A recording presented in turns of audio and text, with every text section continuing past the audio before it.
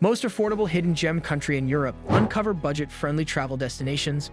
My first encounter with Europe was when I arrived in France as an international student. Fast forward to today as a study abroad Go LSE student, I have been fortunate enough to explore the region and broaden my horizons by traveling to several European countries.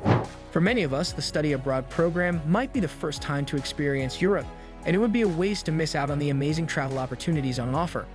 Money is often a major concern for many exchange students, but traveling doesn't always have to be an expensive endeavor. With round-trip tickets going for about £50 and hostel accommodation for £10, £15 a night, here are 3 off-the-beat but affordable destinations that you can consider for your next adventure. Number 7. Hungary, the quintessential Central European experience. This is a destination that you don't want to miss out on. To place Hungary on your travel radar for an inexpensive getaway wouldn't be a wrong bet at all. From the stunning Parliament building to the Fisherman's Bastion, there is just so much to see if you are a fan of architecture and hybrid cityscapes. The picturesque sights that you get on a cruise boat on the Danube River are fascinating, and you're in for a visual feast if you board the cruise in the evening to watch the Parliament building light up. During the winter, you surely cannot miss the once-in-a-lifetime experience at the famous thermal baths in Budapest. As for food, the generous portions of goulash in a bread bowl and the ever-delicious chimney cake will please even the fussiest of taste buds. Number 6. Poland, a historian's dream. If you love studying history as much as I do, you won't go wrong by having Poland on your travel destination list. One of the most memorable things I did in Poland was to visit the Auschwitz concentration camp just an hour and a half away from Krakow. There is no doubt that this experience was sobering as our guides took us through the harrowing history of the concentration camp. Over in Warsaw, the city presents a smaller but equally bustling old town that is usually packed during the Christmas season as Christmas markets begin to spring up. The colorful old town of Warsaw is also filled with small reading cafes that serve up good hot chocolates in the relatively harsher winter. Poland is also a dream destination for classical music lovers. Where else would be a better place to hear a live Chopin piano concert than in Poland itself? Tickets are usually sold at affordable prices of €15 to €20 for a typical small-scale concert held in a more intimate setting, and the quality of these concerts never disappoints. Number 5. Slovakia, the home of nature. If you are a nature lover, I do not doubt that you will enjoy a trip to Slovakia. Home to beautiful natural landscapes such as the Tatras mountain ranges and other national parks, there are many opportunities to hike during the summer and ski during the winter. Furthermore, just like Hungary, the spa culture in Slovakia has seen the rise of thermal baths and wellness treatments in towns such as Piceni, where you can take time off to unwind and relax after an intense semester. Among the 3 destinations that I've shared, Slovakia remains one of the lesser-known gems of Central and Eastern Europe, so it is likely that you will find fewer tourists exploring the country. This may be a good option if you are looking for a less crowded destination and would like to travel at a slower pace to gain the full immersive experience of the country. Number 4. Albania. Albania is starting to become a popular destination in the Balkans, and all we can say is about time. With its pristine beaches, epic mountain ranges, and delicious cuisine, Albania is not only one of the cheapest European countries, but it's also one of the most beautiful. It was a huge surprise for us when we first visited in 2022, and ever since we have been recommending people to go there. Sharing borders with Greece, Kosovo, Montenegro, and North Macedonia, it's well connected, so it's easy to travel to as well. We drove all across the country, from north to south and east to west. In parts, the roads aren't the best, and cough, neither are the drivers. But don't let that put you off.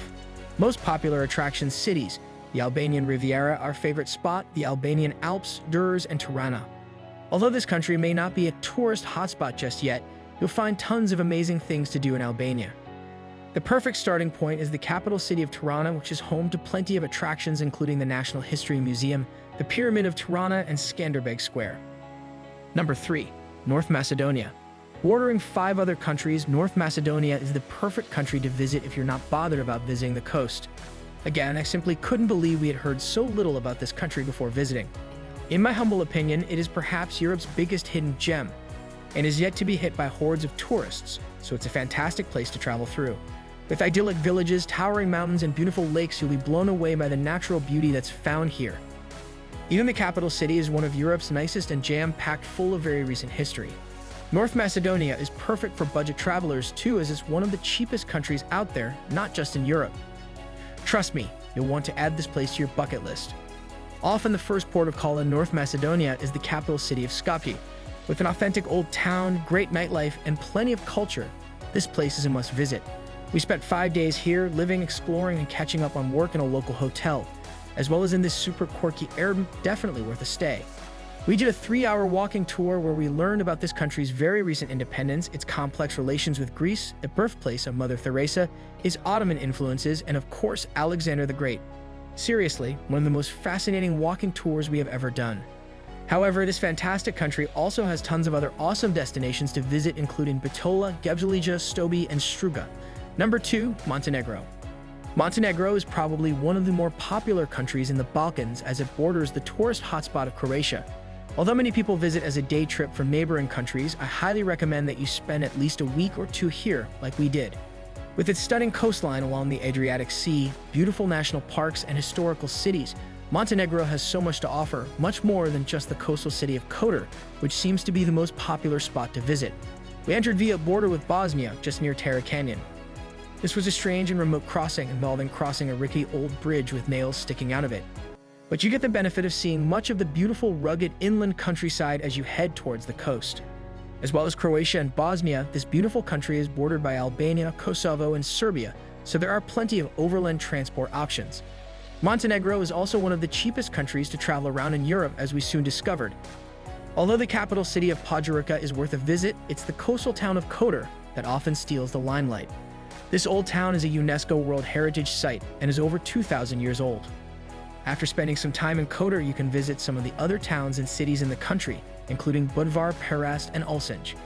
There are plenty of them to visit, including Dermitor, Lufsen, and Lake Skadar, and each one offers spectacular scenery, a wide variety of wildlife, and awesome hiking trails. This country is also home to a variety of unique attractions, including the famous Blue Grotto, Terra Canyon, and the beautiful island of Sveti Stefan. Make sure you allow plenty of time to explore this beautiful country, and for more ideas of what to get up to, check out my guide on the absolute best things to do in Montenegro. Number 1. Serbia. Although Serbia isn't often considered a travel destination, I can 100% recommend this beautiful country. Not only is it one of the cheapest countries in Europe, but it's also one of the least visited, so you won't have to battle against the crowds. Serbia has a very long history too, and for this reason, you'll find the culture here to be extremely interesting. Many of the traditional foods even have an Ottoman/Mediterranean influence, so as you can imagine, they are very tasty. The country also has such a diverse landscape, with historic cities being dwarfed by towering mountain ranges in the background. It's not all songs and roses though. We did have some negative experiences in Serbia. There are stray dogs everywhere, and the people have very different relationships with these wonderful creatures than what most other Western countries do. If you're stuck not knowing what to do and where to go for your next adventure, I hope that these recommendations will be of use to you in experiencing something new and unique on a manageable budget. Happy holidays in advance.